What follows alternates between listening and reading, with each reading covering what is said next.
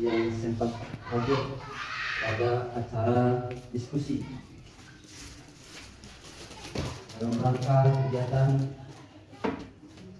destinasi budaya positif guru penggerak.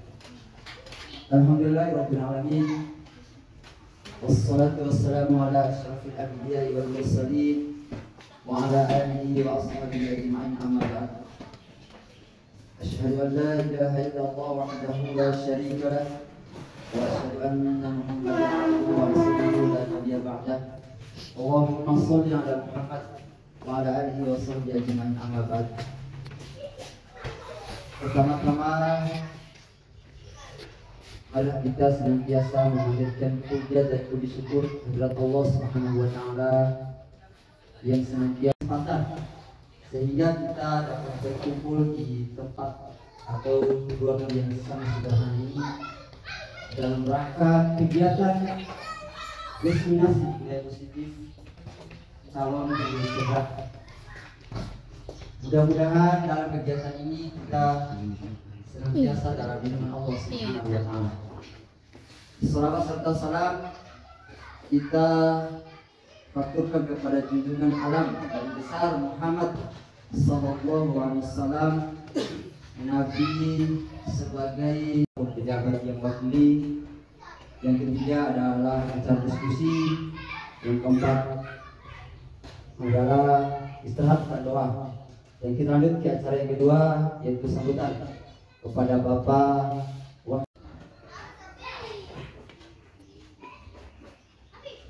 Biar semangat itu. Coba pagi, yes. Kan CGP calon guru penggerak. Mudah-mudahan adik-adik yang hadir hari ini bisa mengikuti langkah saudari atau ibu. Amin ya Allah. Bismillahirrahmanirrahim. Assalamualaikum warahmatullahi wabarakatuh. Alhamdulillah wa syukurillah. Allahumma sholli wa barik ala sayyidina Muhammad wa ala alihi wa ashabihi ajma'in. Amma ba'd. Pertama-tama sejenak kita tidak bosan-bosan memanjatkan puja dan puji syukur kehadirat Ilahi Rabbi Allah Subhanahu wa taala yang telah banyak memberikan limpahan rahmat, kesehatan dan kesempatan kepada kita semua, sehingga alhamdulillah pada pagi yang cerah ini kita tetap dalam keadaan sehat walafiat. Sebenarnya kami ini ditinggal oleh orang tua.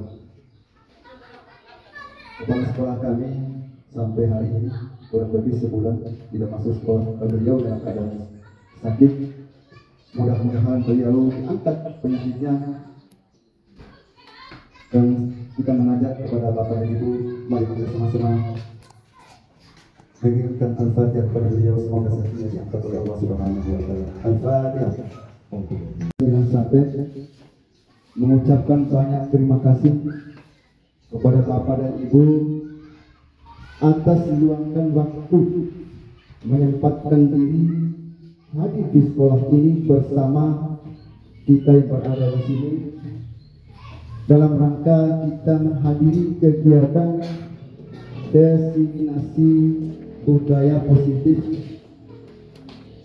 karena ini merupakan kegiatan yang harus dilakukan secara individu ataupun kelompok oleh calon guru penggerak. Itu sepenuh kami mohon maaf. Kita bisa mengaplikasikan terhadap siswa kita dalam kehidupan sehari-hari. Pengertian daripada destinasi itu sosialisasi atau kegiatan untuk pengevaluasan ide atau gagasan dan lain sebagainya. Ide dan gagasan itu pengertian daripada destinasi. Kalau dilanjut dengan budaya positif, sedikit ini menyangkut dengan tingkah laku peserta didik. Karena istilah paradigma baru pada saat ini tidak ada istilah kesalahan, semata-mata tergantung dari kreativitas seorang guru. Apalagi ini adalah menyangkut dengan calon guru kegiatan. Apa itu budaya positif? Sedikit satu contoh terhadap peserta didik, yaitu tingkah laku di dalam kelas atau perbuatan. Kenapa dituntut pada hari ini tentang budaya positif? Misalkan di dalam kelas itu siswa dituntut ketika keluar masuk kelas izin guru pada saat kegiatan pelajaran. Kemudian yang kedua, datang sekolah tepat waktu. Nanti akan dijabarkan setelah oleh sang guru penggerak. Begitu juga semuanya itu. Cuma materi nanti saja. Kebetulan pengalaman. Jadi kita bawa pulang alamat. Kalau alhamdulillah mungkin dekade-dekade ini sudah diberi tanggung jawab pengajaran alhamdulillah. Tapi terhadap teman-teman yang belum sempat seperti kita sekarang ini saya berikan motivasi. Kami mengajar mengabdi dulu sejak tahun 1997 karena saya tamat tahun 1992. Pada saat masih pertama 1993 saya masih bisa berhadapan dengan gaji 3.400 per bulan. Motivasi. Tapi alhamdulillah di dalam undang-undang dasar itu mencerdaskan kehidupan bangsa. Insya Allah dengan bahwa itu kita turun dari rumah. La haula wa la quwwata illa billahi al-aliyyil azim. Ya Allah, dengan niat dan tulus saya ingin mencerdaskan siswa. Saya ingin merubah pikiran. Insya Allah, insya Allah. Dua yang kita dapat, yaitu nikmat atau pahala dunia lebih dulu. Jadi motivasi dan angkat P3K angkatan pertama tahun 2019. Lulus 2019. Dari tentang waktu selama 2019 baru dapat SK 2021. Nah itu. Dari tadi. Ya hari ini semangat bagi kita. Begitu penting. Dan itu selalu apalagi ini merubah kebiasaan dari luar negeri, dari luar bangsa tahun dari ya. Ini tuntutan sehingga Menteri Pendidikan sekarang ini mengadakan guru penggerak. Kalau tadi guru penggerak apa yang kurang itu sertifikasi kami itu apa?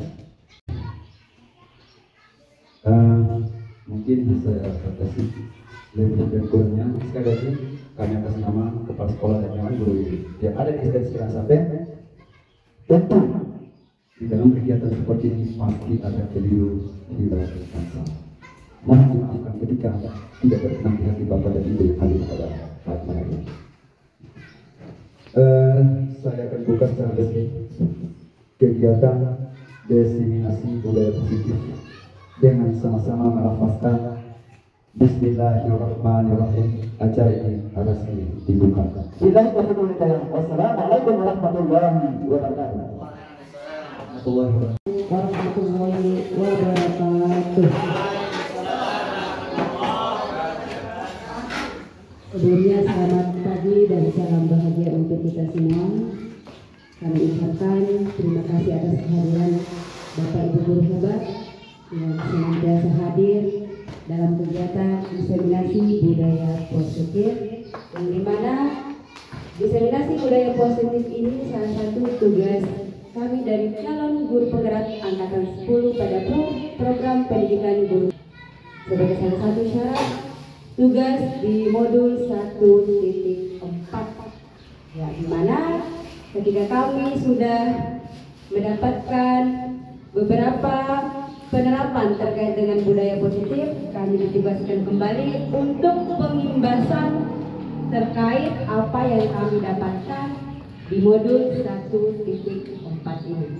Semoga kegiatan yang sama-sama kita hadiri pada hari ini terlaksana dengan lancar, dan kemudian setelah diseminasi budaya positif ini kita sama-sama menerapkan. Mulai kapan kita menerapkannya? Mulai insya Allah SDM 9 SAPE akan menerapkan budaya positif. Insya Allah kita akan bekerja sama. Manfaat seperti sambutan dari Bapak Hairudin SPD yang menyatakan bahwa pada saat penerimaan SK ya, ada kata sambutan dari Bupati, ada dari Pak Dimeska yang menyatakan bahwa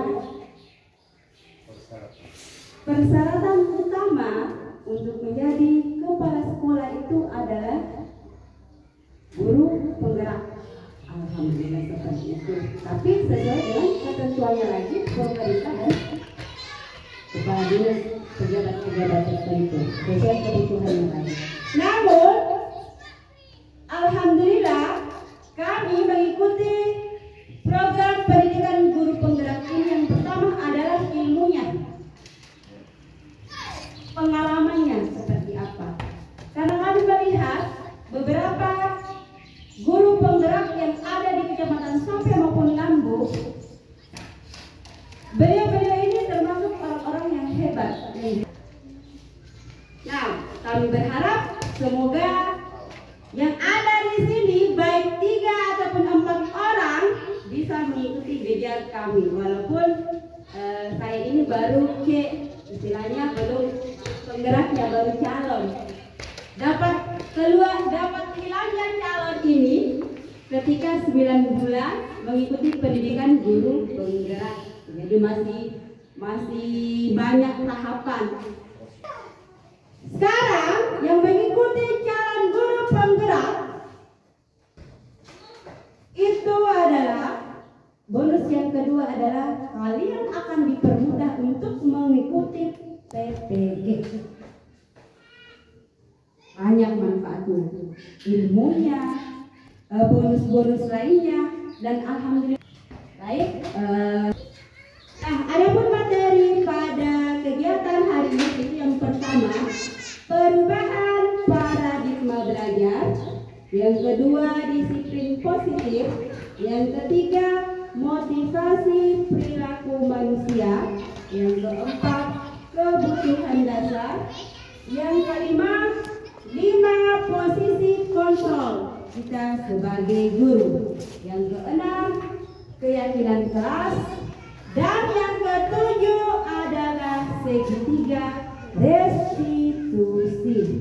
Insya Allah materi ini sangat luar biasa bagi kita sebagai guru ke depannya untuk menerapkan budaya positif yang ada di satuan pendidikan kita masing-masing. Ibu guru sering mendengar kata budaya positif. Ya, pasti sering mendengar istilah budaya positif.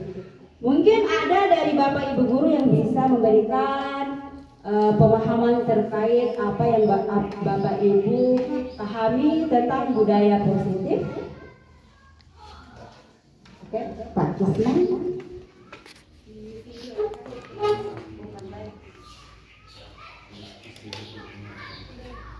Perkenalkan, nama saya Isman SPD. Ya, langsung saja kepada coba artikan budaya positif itu adalah suatu sikap perilaku atau pembiasaan siswa hal-hal yang baik. Ya, contoh adalah kita melakukan itu kegiatannya, salah satu kegiatan secara prakteknya adalah misalnya 4S, kita budayakan itu ya, salam, senyum, sopan, santun, itu secara praktek, pembiasaan secara praktek dari segi akhlaknya dibudayakan, mulai dari masuk kelas, kemudian pulang sekolah dibudayakan itu. Kemudian pembiasaan atau budaya atau disiplin positif berikutnya adalah mencerminkan hal-hal yang berkaitan dengan kebiasaan belajar. Jadi bagaimana anak-anak itu bisa menyenangkan di dalam kelas, menyenangkan, tidak membosankan. Artinya ada guru itu harus memberikan strategi atau metode bagaimana pembiasaan positif dalam kelas itu yang membuat yang menyenangkan dalam kelas itu sendiri. Itu saja dari saya. Jadi pembiasaan ada dalam pembiasaan perilaku baik yang bersifat karakter maupun bersifat dengan kegiatan KBM. Itu saja. Pak Kisman, sarjana pendidikan Islam, luar biasa pemahaman beliau yang menyatakan bahwa budaya positif adalah terkait dengan pembiasaan pembentukan karakter, baik karakter itu melalui sikap, tingkah laku, atau karakter siswa yang dibentuk pada saat proses pembelajaran di kelas. Mungkin seperti itu kesimpulannya Pak Kis. Bagaimana dengan yang guru hebat yang lainnya? Mungkin ada pemahaman. Oke, Pak Muhammad Halim. Maju sedikit lagi. Ini Bapak guru yang hebat ini Pak guru hebat ini juga SDN 9 Sate. Mudah-mudahan ikuti jejak. Baik, assalamualaikum warahmatullahi wabarakatuh. Waalaikumsalam warahmatullahi wabarakatuh.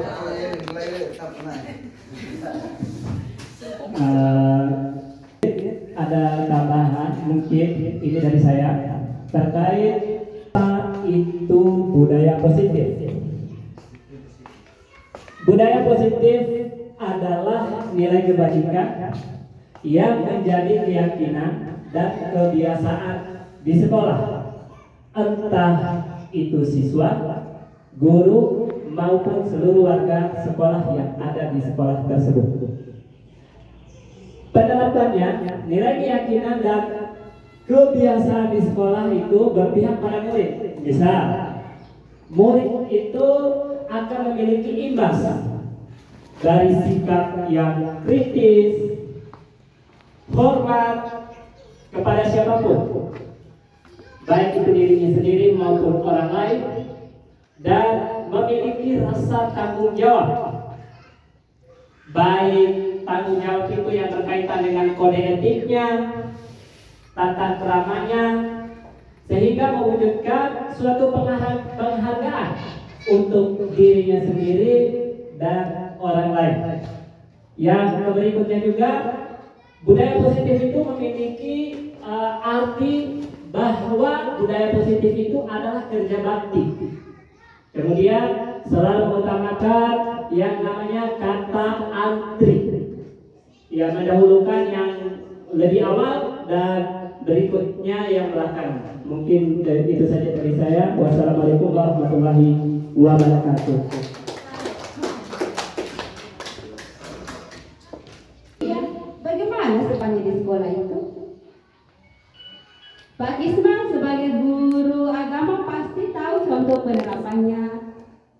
Untuk poin satunya terkait dimensi profil pelajar Pancasila yang seperti apa contohnya selain memang ini kan sholat zuhur berjamaah, mungkin ada di SDN 9 Sape atau SDN 2 Naru ya, terkait dengan apa sih penerapan kegiatan yang sudah dilakukan di sekolah terkait dengan dimensi profil pelajar Pancasila yang beriman, bertakwa kepada Tuhan Yang Maha Esa dan berakhlak mulia. Selain kita kan setiap misalkan ada jadwal, oke, sebelum belajar kita berdoa. Tepuk tangan untuk Ibu Eni.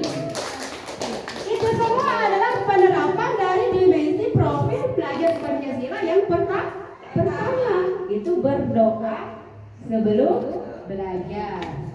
Oke. Iya, tata cara berdoa. Nah, kembali lagi, kita di sekolah sering melaksanakan ini. Ini adalah kegiatan rutin kita, termasuk dari program kegiatan kita. Yang dimana di kelas tinggi itu, misalnya kelas 4, 5, dan 6 sudah melakukan penerapan terkait dengan dimensi profil pelajar Pancasila ini. Yang pertama, misalkan jadwalnya kelas 6 hari Senin, jadwalnya kelas 5 hari Selasa, itu sudah kita terapkan. Lanjut, 2, berkebinekaan global. Contohnya yaitu di dalam kelas tidak membeda-bedakan teman, di ruang guru juga tidak membeda-bedakan teman, iya kan? Jangan ada kubu di antara kita seperti itu. Tunjukkan dulu teladan yang baik bagi gurunya, baru bisa menerapkannya untuk siswanya. Semisalnya seperti ini, contoh kecilnya. Ketika siswa melihat ketidakakraban antara guru, bagaimana kondisi siswa tersebut? Pasti mereka akan menanyakan, kenapa ternyata bisa seperti ini? Iya kan? Harusnya kita memberikan dulu teladan yang baik untuk anak-anak didik kita, yaitu saling menghargai satu sama lain, tidak membeda-bedakan, iya kan? Tidak membeda-bedakan. Misalnya contoh kecilnya lagi, yang guru honor sama guru honor, yang iya kan? Yang P3K sama P3K, yang PNS sama PNS, jangan, tidak ada itu. Kita satu. Tidak ada yang membedakan itu, kita adalah satu. Satu adalah sebagai pendidik. Tidak ada istilahnya berkubu-kubuan itu. Bisa seperti itu Bapak Ibu Guru, supaya kolaborasi di antara kita itu lebih berjalan efektif. Karena kenapa? Kalau kita pakai kubu-kubu itu tidak akan berjalan efektif. Penerapannya juga untuk siswa tidak akan maksimal. Kita saja tidak bisa bekerja sama. Iya kan? Karena kenapa? Kalau ada perkubuan begitu, pendapat si A akan bertolak belakang dengan pendapat si B. Ya kan, seperti itu kan Bapak Ibu? Ya baik. Pokoknya istilahnya kita harus menanamkan sikap solidaritas. Yang ketiga, mandiri. Penerapannya di kelas seperti apa? Kalau mandiri itu mungkin ada dari Bapak Ibu Guru yang bisa memberikan contoh terkait penerapannya mandiri. Dimensi mandiri seperti apa? Mandiri itu pada saat belajar atau mengerjakan soal latihan tidak menyontek pekerjaan temannya. Oke, iya, tidak menyontek. Bagaimana siswa itu bisa belajar dengan mandiri. Nah, kemudian bergotong royong. Contohnya seperti apa penerapannya di sekolah bergotong royong? Oke, membersihkan ruang kelas. Iya, membersihkan lingkungan sekolah itu terkait dengan gotong royong. Kemudian bernalar kritis. Contoh penerapannya di dalam kelas. Siswa yang bernalar kritis itu adalah siswa yang sering itu adalah bernalar kritis. Siswa ingin tahu, sudah tahu tentang materi ini, ingin lagi tahu yang materi selanjutnya. Berarti siswa itu adalah termasuk bernalar kritis. Jadi pokoknya ketika kita mempunyai pengalaman terkait dengan siswa yang sering bertanya, berarti itu adalah termasuk siswa yang memiliki nalar kritis yang tinggi. Seperti itu. Nah, kemudian kreatif. Contohnya kreatif. Kreatif ini sudah kreatif kelasnya Ibu Ati, ya. Contohnya itu kreatif bagaimana, yaitu menyelesaikan masalah dengan cara yang berbeda. Bisa kreatifnya terkait dengan KBM-nya, kreatif terkait dengan keterampilannya, yaitu nilai-nilai dan kebiasaan di sekolah yang berpihak pada peserta didik agar mereka dapat berkembang menjadi pribadi yang berkarakter. Seorang guru memiliki peran untuk membangun atau mewujudkan budaya positif di sekolah. Budaya positif diawali dengan perubahan paradigma tentang teori kontrol. Selama ini kita barangkali sebagai guru merasa berkewajiban mengontrol perilaku siswa agar memiliki perilaku yang sesuai yang kita harapkan. Bagaimana, betul atau tidak? Iya. Perwujudannya, guru sering memberikan hukuman kepada siswa yang melakukan kesalahan dan memberikan imbalan terhadap perbuatan baik yang dilakukan siswa. Berdasarkan beberapa penelitian, teori tentang kontrol, semua perilaku manusia pasti memiliki tujuan ke perubahan paradigma belajar. Nah, untuk membangun budaya positif, sekolah perlu menyediakan lingkungan yang positif, aman, nyaman, agar peserta didik mampu berpikir, bertindak, dan menciptakan dengan merdeka, mandiri, dan bertanggung jawab. Yang kemudian, disiplin positif dikaitkan dengan kontrol. Dalam hal ini, kontrol guru dalam menghadapi siswanya. Nah, sebelum kita lanjut, kita mau explain dulu. Semuanya berdiri. Nah, nanti ada yang tunjuk. Ini kalian Bapak Ibu guru, silakan membuat kalimat di mana awalannya benda, kemudian akhirnya lagi itu adalah kata benda. Ya kan? Benda ke benda. Benda ke benda. Oke, buat kalimat atau apalah pokoknya yang awalnya benda, kemudian akhirnya lagi kembali ke kata benda. Oke ya. Saya mulai dengan Pak Ismat HP.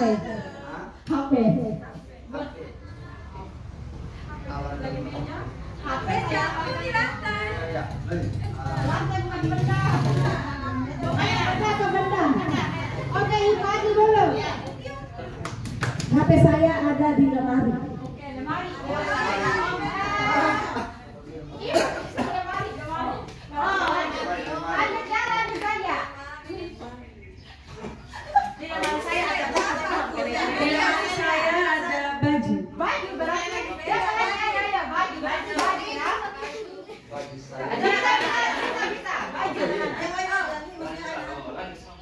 Baju saya ada di keranjang. Keranjang, berarti kan keranjang. Di dalam keranjang terdapat buah-buahan. Oke, berarti keranjang. Di dalam keranjang terdapat baju yang kotor. Baju terdapat berarti kembali lagi ke baju. Oke, kembali ke baju. Baju saya terletak di keranjang yang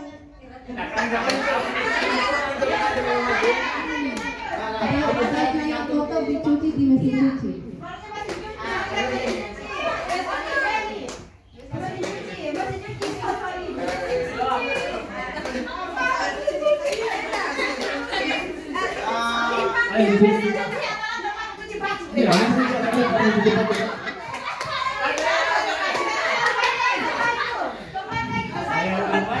Bagi saya gambarnya mesin cuci.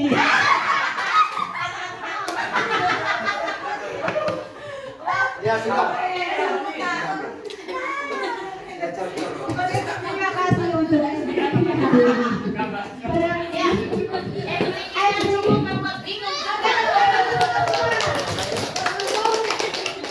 untuk stimulus respon tentang dunia. Teori kontrol tentang dunia, realitasnya kebutuhan kita berbeda. Kebutuhan saya dengan kebutuhannya Ibu Eni berbeda. Kebutuhannya saya dengan kebutuhannya Pak Hairudin berbeda. Kebutuhan saya dengan Ibu Sunarti berbeda. Ya kan? Iya, tidak sama. Nah, kembali lagi, semua orang melihat hal yang sama. Semua orang melihat hal yang sama.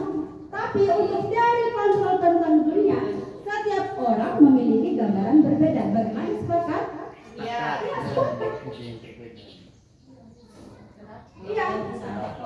Belum tentu sama kan? Iya. Apa yang saya lihat, apa yang saya pendapatkan itu tidak sama. Pasti pendapat kita berbeda. Berbeda. Kembali lagi, kita mencoba mengubah orang agar berpandangan sama dengan kita. Nggak bisa itu. Kita berusaha memahami pandangan orang lain tentang dunia untuk memahami insya Allah. Tapi kalau untuk mengubah berapa orang yang ada di ruangan ini untuk sama pandangannya ke saya, seperti pandangan saya itu tidak akan bisa. Karena pandangan kita terhadap sesuatu itu akan berbeda. Ya, lanjut. Nah sekarang kita coba berpasangan ini. Silakan berdiri Bapak Ibu ini. Pak Hairudin bisa mengontrol Pak Kisman atau Pak Kisman terbukti bisa mengontrol Pak Hairudin. Sudah berpasangan sayang? Oke. Nah.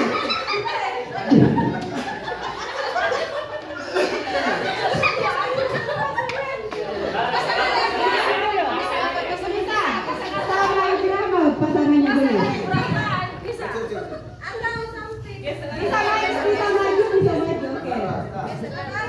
Oke. Nah, sebelum berpasangan, pandangannya digayar dulu. Nah, Anda dan teman Anda akan melakukan kegiatan cobalah buka. Anda adalah A.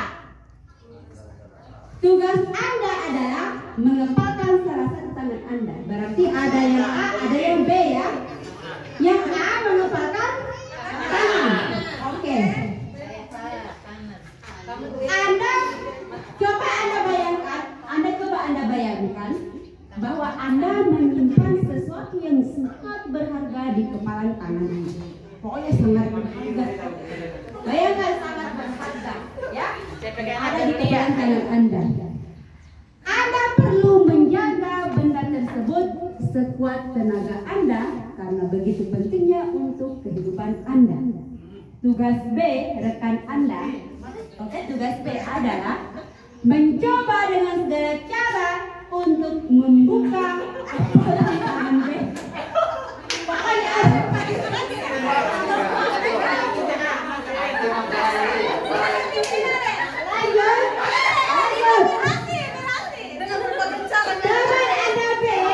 Boleh membujuk, boleh menghabis, mengintimidasi, mengharani, menggoda, meneliti,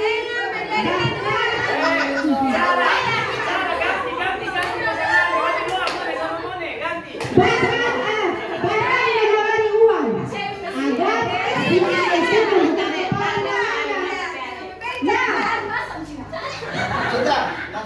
bisa Oke, nanti setelah perhatikan dulu setelah misalkan menjadi A kembali lagi menjadi si B ya. Oke, gantian. Oke, sekarang sudah bisa kita mulai. Coba bisa kita mulai. Di Markis dulu sama Pahan.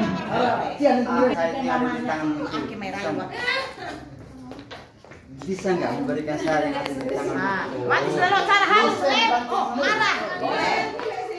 Tidak bisa, tidak bisa karena saya punya hal yang di sini yang sangat berharga. Harus bisa nih.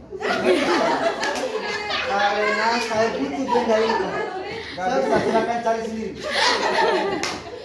Tampura mana? Kalau Bang Hai tidak memberikan ini, ya saya akan memberikan uang nanti. Ya. Tidak mau. Enggak, uang masih bisa dicari. Ya. Tapi dengan Cara apa lagi nih Pak? kemana?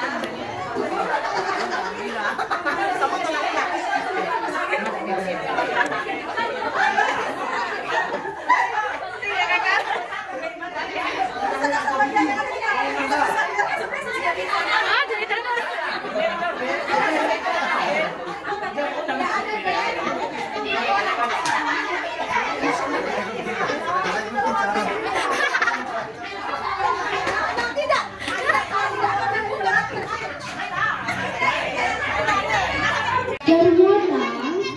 sendiri yang memegang kontrol atas kepalan tangan kita. Kendali itu ada pada diri kita masing-masing sesuai dengan kebutuhan dasar kita sebagai manusia. Berarti orang mau berhasil ya. Iya, kembali lagi berarti yang memegang kendali itu adalah diri kita. Karena kita mau membuka atau tidak itu kembali lagi ke diri kita sendiri. Motivasi perilaku manusia. Yang pertama, untuk menghindari ketidaknyamanan atau hukuman. Contoh, masuk kelas karena takut ditegur. Yang kedua, untuk mendapatkan imbalan dan penghargaan. Contohnya, masuk kelas karena ingin bisa disanjung.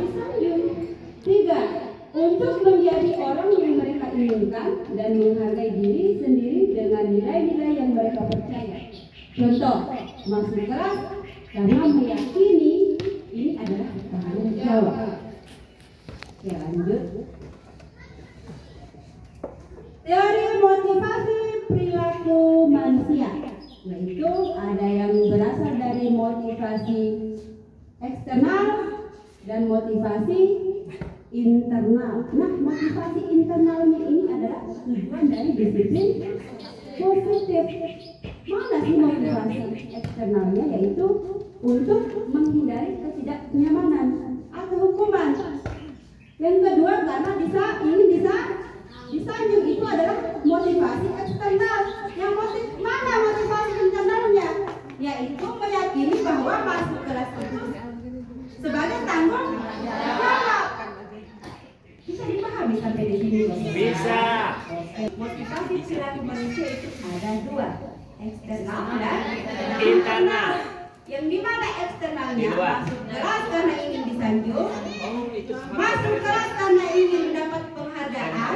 Yang kemudian internalnya dalam dirinya itu adalah Tanggung jawab. Kemudian yang keempat adalah kebutuhan dasar. Ketika seorang murid melakukan suatu perbuatan yang bertentangan dengan nilai-nilai kebajikan atau melanggar peraturan, hal ini sebenarnya dikarenakan mereka gagal memenuhi kebutuhan mereka. Yang pertama, 5 kebutuhan dasar manusia apa saja itu? Yang pertama, bertahan hidup. Yang kedua, yang ketiga, kebebasan. Yang keempat, yang kelima, Kekuasaan. Mau jadi pemimpin. Ada 5 kebutuhan dasar manusia. Ini ada contoh ya. Bisa dibacakan lagi? Ibu Ani, guru kelas 5 di SD Pelitahan, sedang dapi ulah salah satu murid di kelasnya, Agus, di kelasnya Agus. Beberapa anak telah datang dan mengeluhkan Agus yang seringkali meminta bekal makan siang mereka dengan paksa. Jika Anda menghadapi situasi seperti Ibu Ani, apa yang akan Anda lakukan? Menurut Anda, kira-kira apa alasan Agus melakukan hal itu? Bagaimana ada yang bisa memberikan tanggapan terkait kasus Agus ini yang selalu meminta bekal makan siang dengan paksa dengan teman-temannya? Apa yang akan Anda lakukan menurut Bapak Ibu guru hebat? Kira-kira apa sih alasan Agus melakukan itu? Alasan Agus atau Alasannya Agus. alasannya Agus saja. Ya, terima kasih. Assalamualaikum warahmatullahi wabarakatuh. Permasalahannya adalah Agus yang sering meminta bekal makan siang kepada teman-temannya. Yang pertama menurut saya, Agus dulu tak muhajirnya ibu-ibu yang lain. Yang pertama saya rasa mungkin si Agus ini dari rumah tidak sarapan, kemudian dia juga tidak membawa bekal. Ya, makanya di sekolah dia meminta bekal makan siang kepada teman-temannya yang lain. Kemudian juga mungkin si Agus ini orang tuanya kurang mampu, bisa juga seperti itu. Terus untuk pendekatannya ke Agus, ini kan Ibu Ani berusaha melakukan pendekatan ke Agus, bagaimana caranya supaya Agus tidak lagi melakukan hal itu. Ya, yang pertama, kalau saya menjadi Ibu Ani, saya akan melakukan pendekatan kepada Agus dan bertanya beberapa hal supaya nanti kita bisa mencarikan solusi terbaik untuk si Agus ini. Kita bertanya mengapa dia sering meminta bekal kepada teman-temannya, kemudian memberitahukan kepada Agus bahwa yang Agus lakukan ini kurang baik atau kurang bagus. Nah, sebaliknya Agus membawa bekal sendiri, ataupun kalau meminta kepada teman-temannya, Agus meminta secara baik-baik supaya teman-temannya juga nanti pasti akan memberikan atau membagi bekalnya kepada Agus kalau Agus memintanya secara baik-baik. Mungkin itu saja. Kalau ada tambahan dari Bapak Ibu guru hebat lain, silakan. Wassalamualaikum warahmatullahi wabarakatuh. Tepuk tangan untuk ini luar biasa. Saya juga sependapat dengan Ibu Ati. Kalaupun saya di posisi Ibu Ati, saya akan melakukan pendekatan personal dulu ya. Dan kemudian kita akan sama-sama mencari solusi kenapa Agus selalu meminta paksa bekal makan siang kepada temannya. Seperti demikian. Nah, kemudian kira-kira alasannya Agus seperti apa? Bisa saja alasannya sudah disampaikan oleh Ibu Ati karena mungkin tidak sarapan yang pertama, yang kedua ekonomi, yang ketiga karena kesibukan orang tua. Ya. Nah, sekarang kita konteks penerapan disiplin positif, Ibu Ani sebaiknya mencari tahu alasan Agus melakukan tindakan tersebut agar mengetahui kebutuhan mana yang sedang dipenuhi oleh Agus. Yang pertama, jawaban Agus karena lapar dan orang tuanya tidak membawakannya bekal makan siang. Kebutuhannya adalah bertahan hidup. Bagaimana sepakat Bapak Ibu guru? Berarti kebutuhannya adalah bertahan hidup. Oke, lanjut. Apabila jawaban Agus karena ia senang temannya jadi memperhatikan dia, kebutuhan adalah cinta dan kasih sayang. Itu adalah kebutuhan untuk diterima. Nah, lanjut. Apabila jawaban Agus adalah dia merasa hebat karena temannya jadi takut dan menuruti keinginannya, kebutuhannya adalah penguasa. Bisa diterima Bapak Ibu guru? Berarti banyak pengakuan atas kemampuannya. Ada kan? Iya. Oke. Apabila jawaban Agus karena dia merasa bosan dengan bekal yang dibawakan ibunya karena selalu membawa bekal yang sama, kebutuhannya adalah kebebasan. Kebutuhan akan pilihan. Dia bosan dengan menu yang itu saja. Dia ingin merasakan menu yang lain, rasa yang lain. Berarti itu ada kebebasan. Udah Naisa, mungkin kan menu makan siang kita itu adalah ikan pelamara terus. Kita akan apa? Goreng. Apa lagi? Apa lagi? Ibu masih tahu. Apa lagi? ayam goreng crispy. Menu yang berbeda-beda. Ayam bang. Berarti kebutuhannya itu adalah kebebasan. Lanjut. Apabila jawaban Agus adalah karena iseng saja dan dia menikmati ekspresi wajah temannya yang kesal karena diambil makanannya, ada kesenangan. Ada kesenangan. Kita juga seperti itu. Kita usil karena ingin apa? Seperti ini yang dilakukan. Melihat ekspresi wajah temannya, karena keusilan kita kan, itu adalah kesenangan dari diri kita. Akan tetapi yang namanya tidak mau, tidak merasa senang, hanya kita sendiri yang senang. Sampai di sini bisa disepakati? Bisa. Lanjut. Guru. Nah, yang pertama ada sebagai penghukum, yang kedua ada sebagai pembuat rasa bersalah, yang ketiga ada sebagai teman, yang keempat ada sebagai pemantau, dan yang kelima ada sebagai manajer. Nah, lanjut. Nah, seperti penghukum. Penghukum, seorang penghukum bisa menggunakan hukuman fisik maupun verbal. Contohnya, seperti contoh ini ya. Contohnya siswa terlambat, langsung kita hukum. Berdiri, langsung kita hukum tanpa alasannya kenapa terlambat. Itu adalah contoh pemberian hukuman. Verbalnya, ketika kita berikan kata-kata yang kasar kepada siswa. Hukuman fisiknya apa itu? Moeta. Ya kan? Nah, kata-kata patuhi aturan saya atau awas. Kata-kata seperti itu ya. Selalu yang terakhir selesai guru seperti ini senantiasa percaya hanya ada satu cara agar pembelajaran berhasil, dengan caranya dia sendiri. Kira-kira hasilnya seperti apa? Kemungkinan murid akan semakin memberontak. Iya kan seperti itu kan?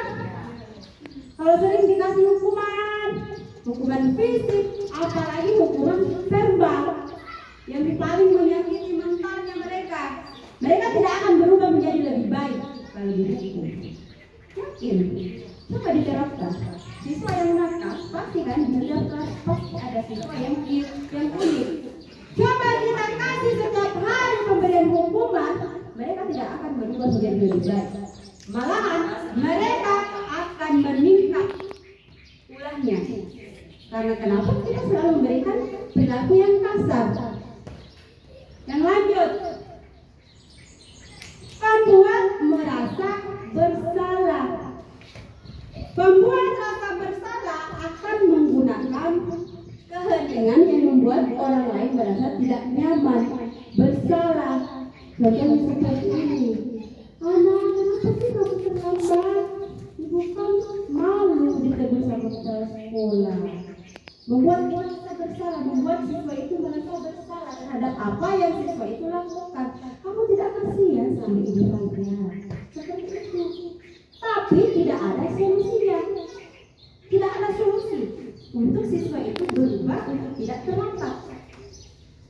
Hanya membuat siswa itu merasa bersalah terhadap kesalahan yang dilakukan, tetapi tidak ada solusinya. Lanjut, untuk posisi teman. Guru di posisi teman menggunakan hubungan baik dan humor untuk mempengaruhi siswanya supaya lebih akrab. Ya kan? Terkadang kita punya siswa yang kita sebagai teman. Iya, temannya kalau ibu ada temannya bule. Ada kan? Nah, ketika siswa yang kita anggap sudah sebagai teman, ketika mereka membuat kesalahan, ketika kita menegur atau sebaliknya, mereka akan merasa kecewa terhadap kita. Potensi seperti ini, ya kan? Dan kemudian, semisalnya bule, tadi kan bule kan ibu Adi. Contohnya saja bule selalu pasti apa yang ibu Adi suruh pasti bule suka. Akan tetapi ketika guru yang lain memerintahkan pasti bule akan tidak mau. Iya kan? Karena ada pelindungnya, ada temannya. Iya kan seperti itu kan? Iya betul Bu. Tapi hasilnya tidak ada solusinya ketika bule membuat kesalahan, tidak ada karena ada penolongnya, ada temannya, tidak ada solusi. Lanjut,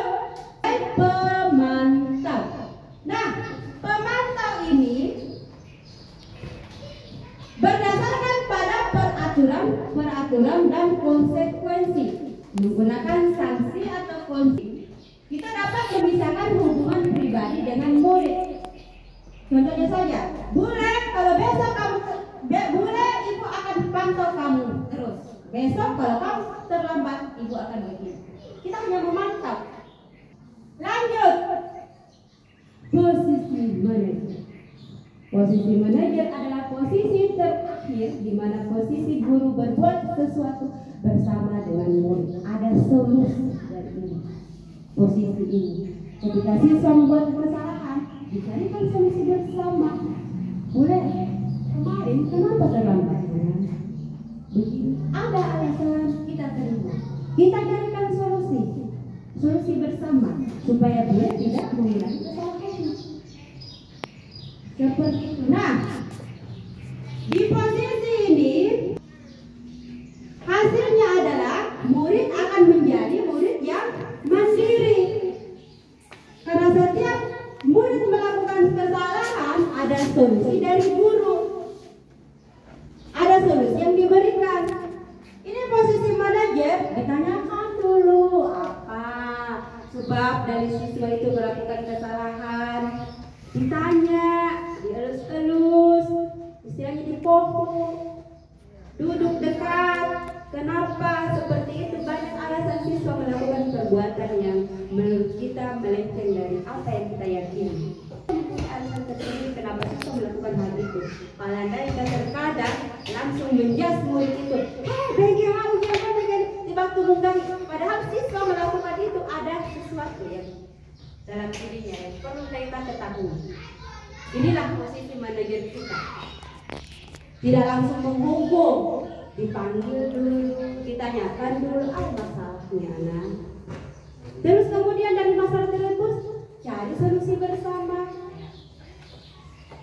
Kira-kira setelah dicari solusi bersama, ditanyakan lagi kepada anaknya, berarti kapan kamu berubah untuk tidak melakukan hal seperti ini lagi? Murid akan mengatakan mulai dari sekarang, karena kita memberikan perhatian. Kita tanyakan dulu. Saudara anak-anak itu banyak yang mempunyai masalah sebenarnya batinnya. Iya, ya kan? Ada yang anak yang ditinggalkan bapaknya, ada yang anak ditinggalkan ibunya, ditinggal cerai, banyak sebenarnya. Pasti yang ditinggalkan itu mempunyai masalah kan? Sepakat kan Bapak Ibu? Iya. Akan tapi kita harus mengetahui dulu kondisi anak tersebut. Bagi luar langsung laki-laki. Ya kan?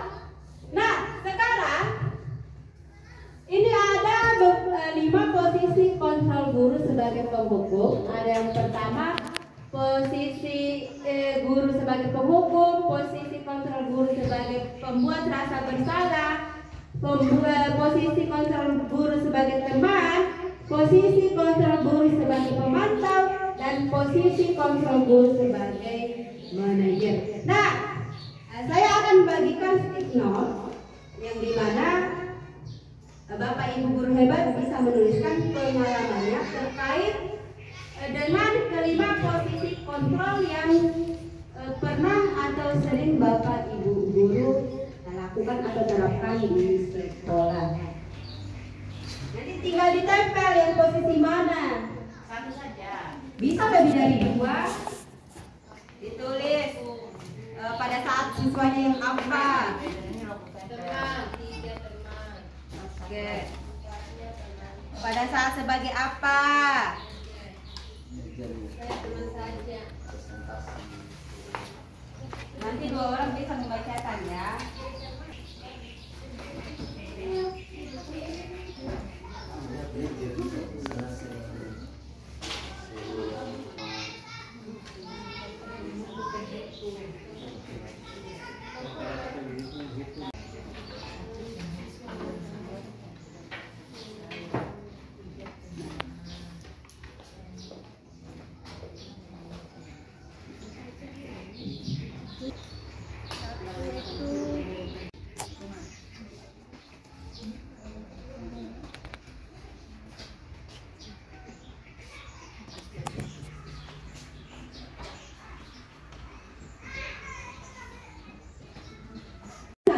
bisa langsung ditempelkan di posisi kontrol yang mana yang pernah Ibu lakukan. Apakah posisi kontrol sebagai pendukung, pembuat rasa bersalah, posisi kontrol sebagai teman, pemantau, dan posisi kontrol sebagai manajer. Bisa langsung ditempelkan ya. Oke.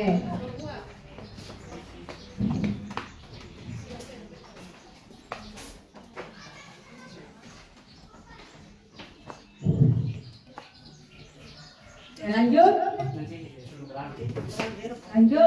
Kalau sudah selesai silakan ditempelkan.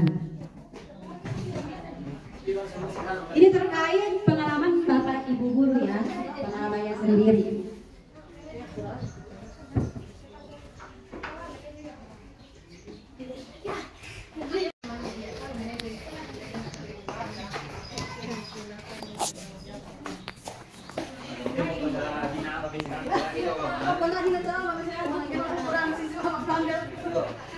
Oke, ayo silakan ditempelkan.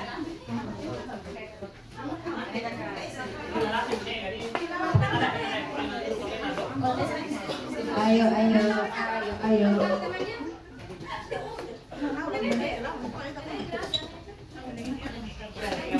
Sebagai penghukum.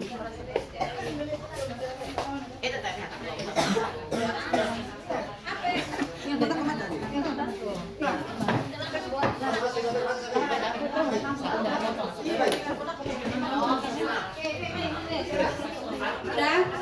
Ya, itu aja nanti dibaca. Oke, sudah ya. Itu ternyata banyak yang berada di posisi penghukum. Oke, satu di pembuat rasa bersalah, dan kemudian posisi kontrol sebagai teman dua, pemantau satu, dan manajer ada 4. Nah, kami minta satu orang bisa dibacakan. Oke, Ibu Ati. Dibacakan di posisi penghukumnya, Ibu Ati. Ya, semuanya. Penghukum ya. Ya.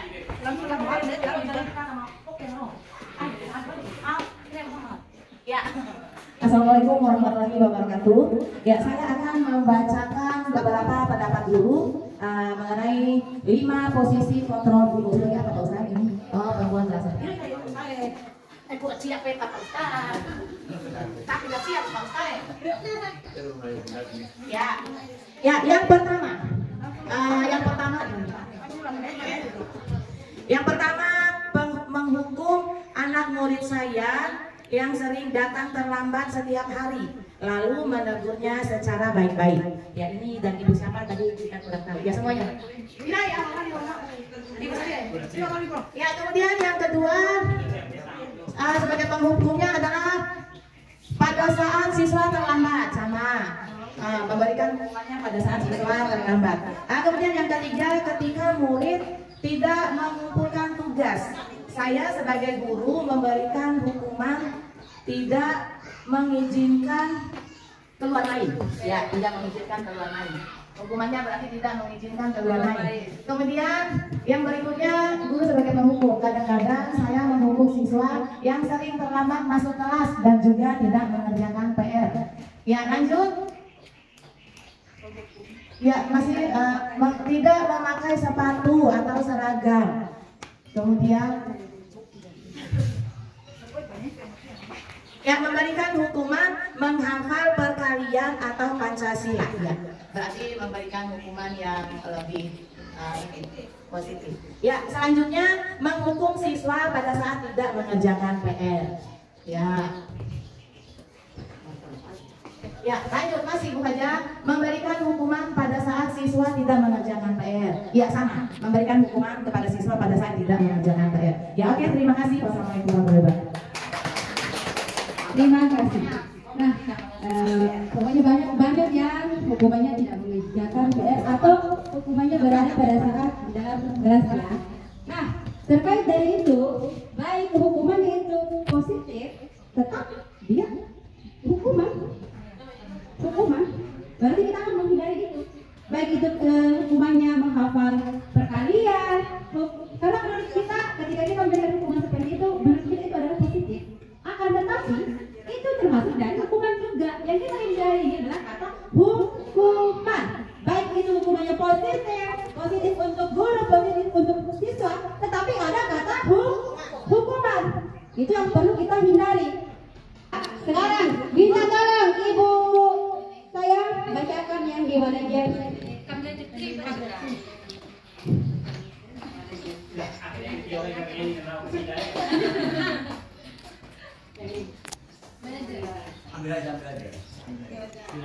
Selanjutnya posisi kontrol sebagai manajer.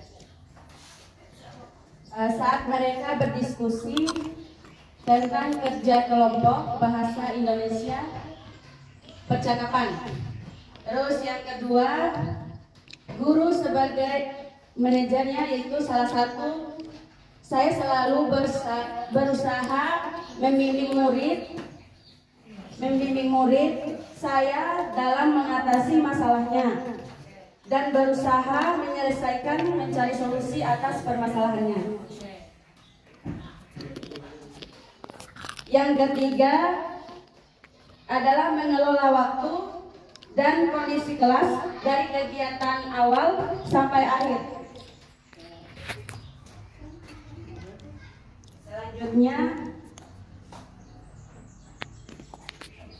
siswa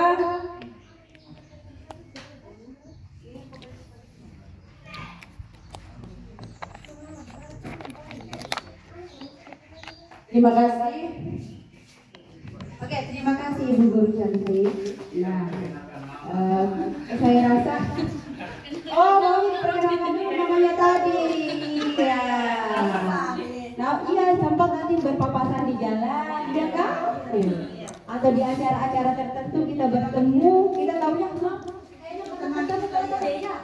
Padahal di kegiatan diseminasi budaya positif. Oke, saya rasa Bapak Guru hebat yang ada di sini sudah paham betul terkait dengan 5 posisi kontrol kita sebagai guru. Nah, pernyataannya, saya kecewa sekali dengan kamu.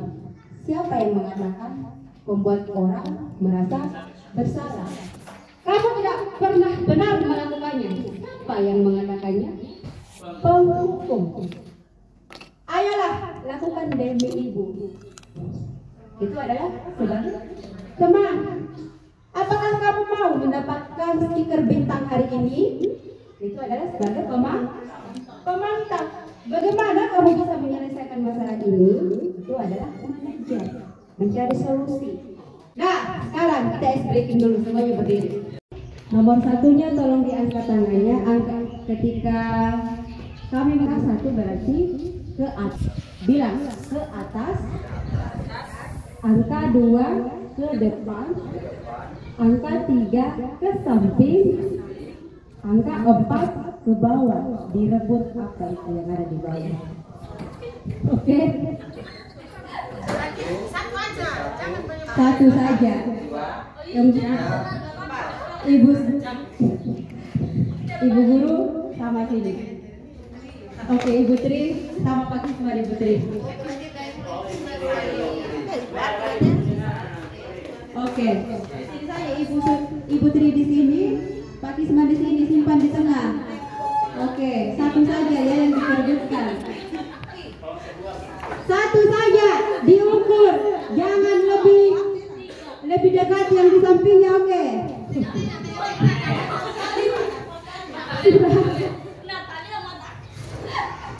Pak Aswari sama Ibu Sri. Pak Aswari sama Ibu Sri.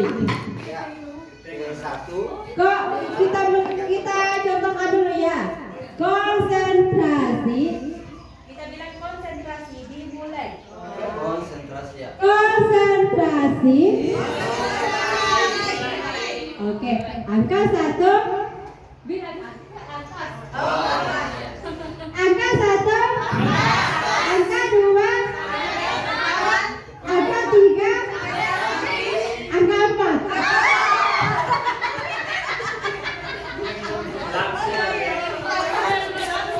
Oke. Dimulai konsentrasi. Konsentrasi dimulai.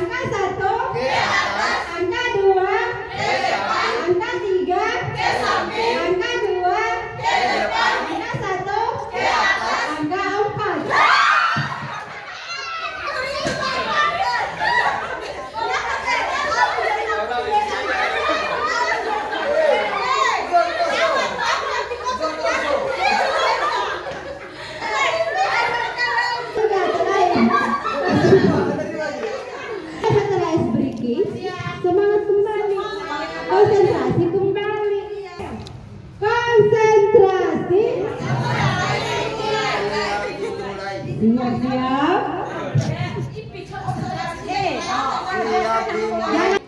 Angka 1, angka 1, angka 2, angka 3, angka 1, angka 2, angka 1, angka 3,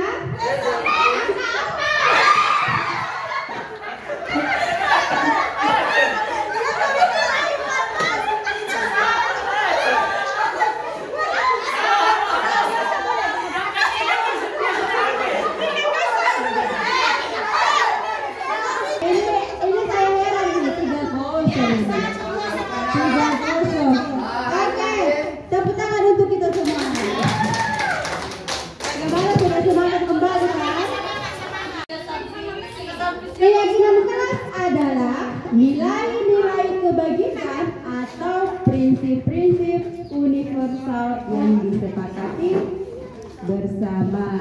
Menurut Gosen tahun 1998, suatu keyakinan akan lebih memotivasi seseorang untuk menjalankan keyakinannya daripada hanya sekedar mengikuti serangkaian peraturan. Mada yakin banyak di sini yang sudah membuat keyakinan keras, tapi membuat keyakinan keras sebagai syarat untuk aksi nyatanya saja kan? Iya kan? Tapi kita tidak paham apa sih tujuannya kita untuk membuat keyakinan keras. Selamat siang Heti. Selamat siang Bu. Nah, Heti tahu tidak kenapa Heti ibu kamu? Tidak tahu Bu. Nah, tadi ibu mendapat laporan dari Pak Amir selaku guru olahraganya kelas 5. Beliau menyampaikan bahwa Heti pada saat jam olahraga memakai celana biasa dan memakai sandal. Betul Bu. Oh iya betul. Apakah menurut Heti memakai celana biasa, memakai celana polos dan memakai sandal pada saat mengikuti pelajaran itu baik atau tidak? Tidak Bu. Pasti tidak ya, perbuatan yang tidak baik ya. Heti sayang, ibu juga pernah melakukan kesalahan. Heti juga tadi melakukan kesalahan, yaitu datang ke sekolah memakai sandal, kemudian ikut jam olahraga memakai pakaian bebas atau celana polos ya. Iya Bu. Di sini ibu saja tidak ingin memberikan hukuman, akan tetapi ibu ingin mencari solusi terbaik agar Heti merubah kebiasaan itu atau tidak mengulangi kesalahannya. Nah, Heti pasti punya alasan kenapa hari ini pada saat jam olahraga Heti satu memakai sandal dan memakai celana biasa atau celana polos. Saya lupa memakai sepatu dan saya lupa bahwa celana olahraga saya sudah basah Bu. Oh iya, ternyata Heti lupa memakai sepatu dan kemudian celana olahraganya Heti basah. Nah, Heti, kan ibu saja sering kan mengingatkan kalau kelas 5 itu harus terbiasa memakai sepatu, ya kan? Ya Bu. Ibu saja selalu mengingatkan pada saat ke sekolah, pada saat belajar, kalian tidak boleh melepas sepatu atau memakai sandal. Nah, Heti tahu tidak tentang keyakinan kelas yang sudah kita sepakati? Tahu. Apa saja itu Heti? Membuang sampah pada tempatnya, Oke. harus memakai sepatu, Oke, apa lagi? membuang sampah pada tempatnya. Iya, apa lagi? Oke, saling menghargai. Kira-kira menurut Hetty, apakah memakai sandal pada saat ke sekolah, memakai celana biasa, celana polos pada saat jam olahraga termasuk perbuatan yang baik, termasuk mematuhi keyakinan kelas atau tidak? Tidak, Bu. Oke, tidak ya, karena seperti yang kita ketahui bahwa keyakinan kelas kita adalah disiplin rapi, dalam artian kita harus memakai sepatu pada saat jam olahraga, baik pada saat jam belajar di dalam kelas. Nah, apakah Hetty yakin? Ibu. Yakin. Nah, sekarang kalau sudah yakin, apa kira-kira yang harus Hetty lakukan? Saya tidak akan memakai sandal dan saya akan memakai seragam rapi olahraga. Oke, terima kasih. Nah, kapan Hetty akan merubahnya? Mulai saat ini, Bu. Oke, mulai saat ini atau mulai hari Ini. Nah, Ibu yakin dan percaya bahwa Hetty akan berubah kesalahannya, dan Ibu percaya bahwa Hetty akan menjadi siswa yang teladan bagi teman-teman. Terima kasih untuk hari ini ya. Penerapan diskusi berakhir kegiatan diseminasi budaya positif pada hari ini. Semoga bermanfaat bagi Bapak Ibu guru hebat, dan semoga setelah mengikuti kegiatan diseminasi budaya positif ini, Bapak Ibu guru hebat bisa menerapkan di kelasnya masing-masing. Insya Allah. Dan kami berharap semoga yang duduk di sini bisa mengikuti jejak kami menjadi guru juga. Harus ikut. Ikut. Harus. Insya Allah harus ikut, harus optimis, bisa menyelesaikan dan bisa ikut. Terima kasih. Wabillahi taufiq wal hidayah. Wassalamualaikum warahmatullahi wabarakatuh.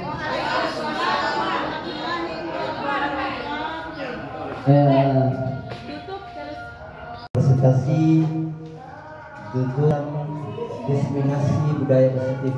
Semoga kegiatan tadi kita dapatkan ilmu dan kita bisa realisasikan di dalam kelas kita masing-masing. Untuk lebih afdolnya atau berkahnya, mari kita berdoa. Ya, untuk berdoa.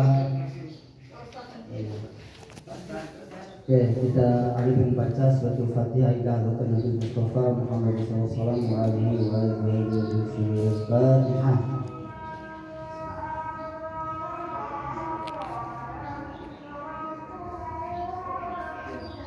Shiratal ladzina an'amta alaihim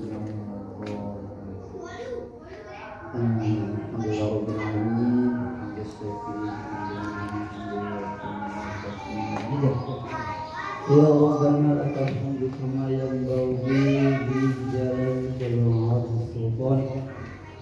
Allahumma shalli wa sallim ala sayyidina Muhammadin fil awwalin wa shalli wa sallim ala sayyidina Muhammadin fil akhirin.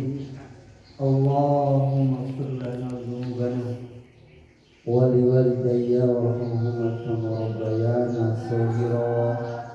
Allahumma arzuqna fahman nabiyyin wa hifdzal mursalin wa ilhamal malaikatil muqarrabin ya arhamar rahimin.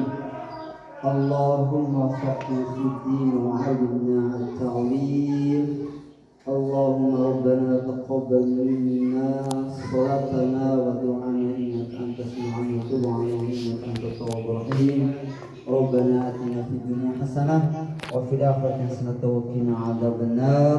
Wassallallahu ala Muhammadin nabiyil ummi wa ala alihi washabbihi ajma'in. Subhana rabbika rabbil izzati amma yasifun wa salamun alhamdulillahi rabbil alamin. Assalamualaikum warahmatullahi wabarakatuh.